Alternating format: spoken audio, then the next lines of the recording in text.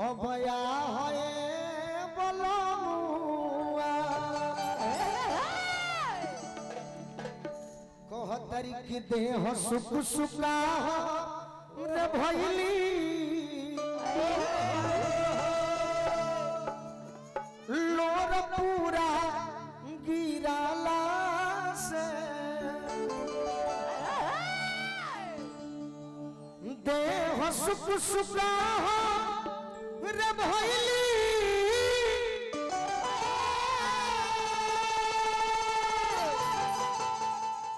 अब लोरा पूरा गिराला से काजरा भइल बा चिप चिपा है बोलमु कह तरीका कहिए पियावा कि चीनी के चढ़ोरल चाही तो पियल पर खटा हो लागे खाए के न करता हिबा है बलमुआ कि गौआ नगरिया के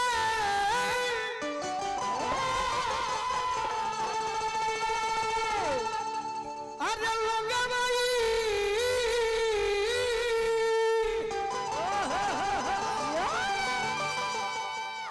अब सलाह रे देता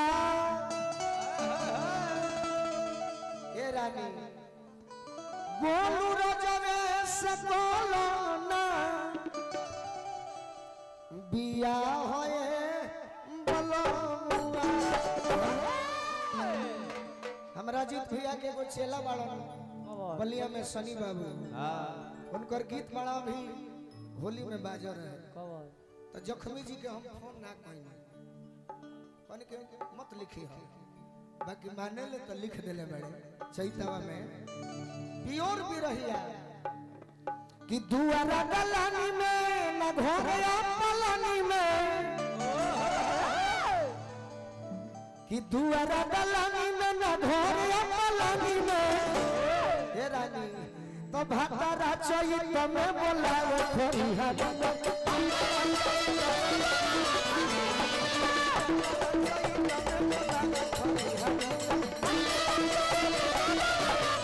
दुआरा दलानी में न घोड़या पलानी में दुआरा दलानी में न घोड़या पलानी में पियावा चैत में बोलावे खरिहानी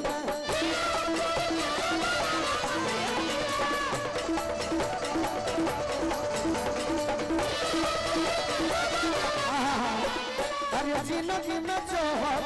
घोरल हुए जा जिंदगी में जोहर घोरल हुए जा दया पना बलला के होलिया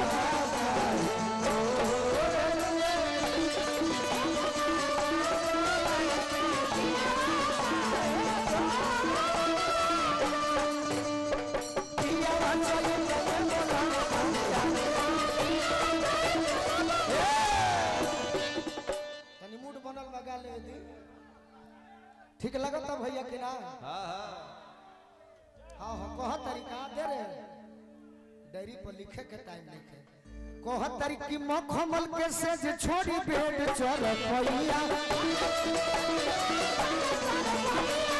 मखमल के सेज बेड छोड़ी चल भैया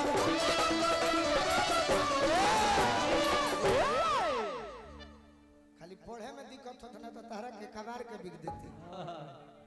कि मखमल के बेड से जो छोड़ी चोर पैया अरे भूइया चटैया बिछालो नीरदैया भूइया चटैया बिछालो नीरदैया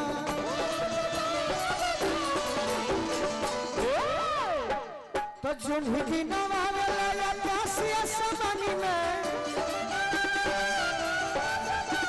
अरे जुनकी नवावे लगा पासिया समानी में भातारा चैत में बोलावे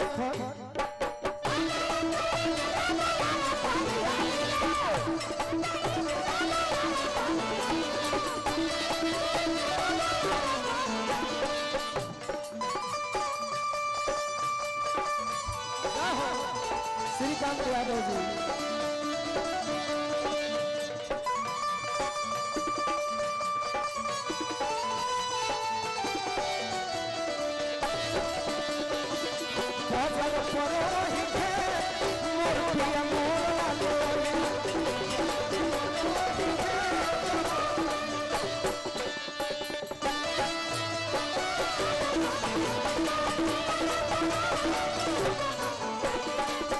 रानी जी कहली हलो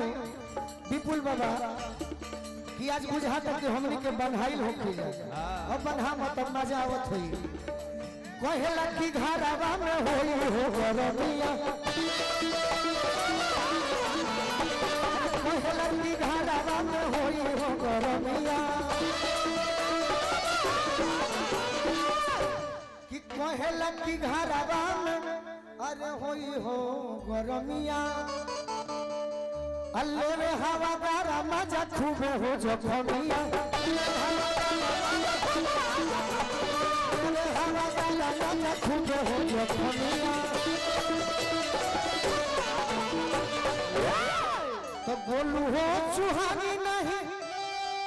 अरे औरी मच्छरदानी में तो बोलू हो सुहानी नहीं औरी मच्छरदानी में तो भातारा चैत में बोलावे खरिहानी में